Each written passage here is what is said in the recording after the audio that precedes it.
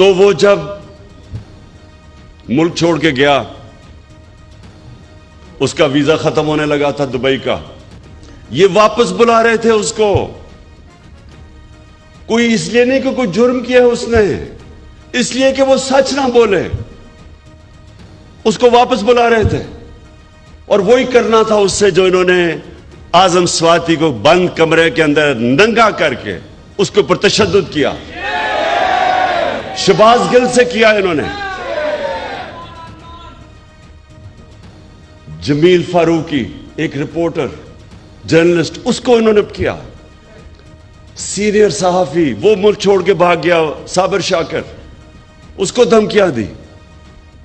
ये वो लोग हैं, एयाज अमीर, इस कौम उसको 30 साल से जानती है, रिस्पेक्टेड जर्नलिस्ट, उनके पीछे पड़ गए कि किसी तरह डरा के इनको धमकाएं और खौफजदा करें।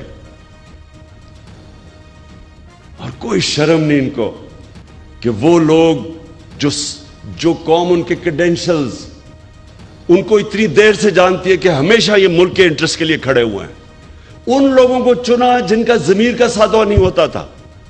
जिनके जमीर के सौदे हुए वो तो सब आज आप टीवी के ऊपर देखें, सारे गुण गा रहे हैं उन लोगों के जो 30 साल से सर्टिफाइड चोर ऊपर बैठ गए, आके अपने करप्शन के केसेस खत्म करके मुल्क को तबाही की तरफ ले गए। उनके खिलाफ कोई बात करे, ये सारे नामालूम अफराद आके डराते हैं, धमकाते हैं। तो मैं आज अरशद शरीफ, और देखें हम ऐसे हर किसी को शहीद कह देते हैं, हर कोई शहीद नहीं है।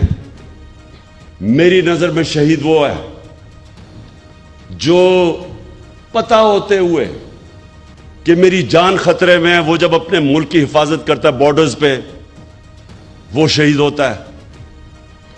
वो सिपाही शहीद होता है, वो फौजी शहीद होता है, वो पुलिस वाला शहीद होता है। वो पुलिस वाला जब अपनी जान खतरे में डाल के अपने मुल्क की हिफाजत करता है, ये सब शहीद है। लेकिन जो कि कहीं हादसे में मर जाए उसको भी